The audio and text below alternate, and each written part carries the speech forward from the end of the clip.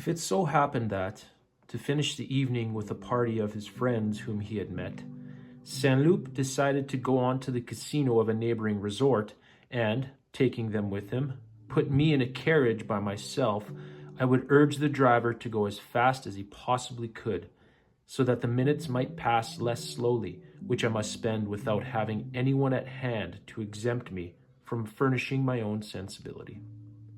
Reversing the engine, so to speak, and emerging from the passivity in which I was caught and held as in a mesh. With those modifications which, since my arrival at Rivebelle, I had been receiving from other people. The risk of collision with the carriage coming the other way along those lanes where there was barely room for one and it was dark as pitch, the instability of the surface, crumbling in many places at the cliff's edge, the proximity of its vertical drop to the sea, none of these things exerted on me the slight stimulus that would have been required to bring the vision and the fear of danger within the orbit of my reason. For just as it is not the desire to become famous, but the habit of being industrious that enables us to produce a finished work, so it is not the activity of the present moment, but wise reflections from the past that help us to safeguard the future. But if already, before this point, on my arrival at Rivebelle, I had flung irretrievably away from me those crutches of reason and self-control which help our infirmity to follow the right road, if I now found myself the victim of a sort of moral ataxia, the alcohol that I had drunk, in stretching my nerves exceptionally, had given to the present moment a quality, a charm, which did not have the effect of making me more competent or indeed more resolute to defend it. For in making me prefer it 1,000 times to the rest of my life, my exaltation isolated it therefrom. I was enclosed in the present like heroes and drunkards. Momentarily eclipsed, my past no longer projected before me that shadow of itself which we call our future. Placing the goal of my life no longer in the realization of the dreams of the past, but in the felicity of the present moment. I could see no further than it. So that, by a contradiction which was only apparent, it was at the very moment in which I was experiencing an exceptional pleasure,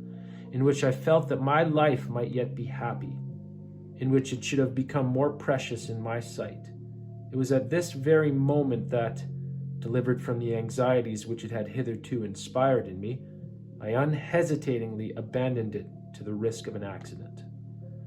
But after all, I was doing no more than concentrate in a single evening the carelessness that, for most men, is diluted throughout their whole existence, in which every day they face unnecessarily the dangers of a sea voyage, of a trip in an aeroplane or motor car,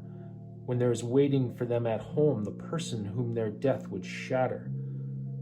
or when the book whose eventual publication is the sole reason for their existence is still stored in the fragile receptacle of their brain. And so too, in the Rivebelle restaurant, on evenings when we stayed there after dinner, if anyone had come in with the intention of killing me, since I no longer saw, save in a distance too remote to have any reality, my grandmother, my life to come, the books I might write, since I now clung body and soul to the scent of the woman at the next table, to the politeness of the waiters, to the contours of the waltz that the band was playing, since I was glued to the sensation of the moment, with no extension beyond its limits, nor any object other than not to be separated from it,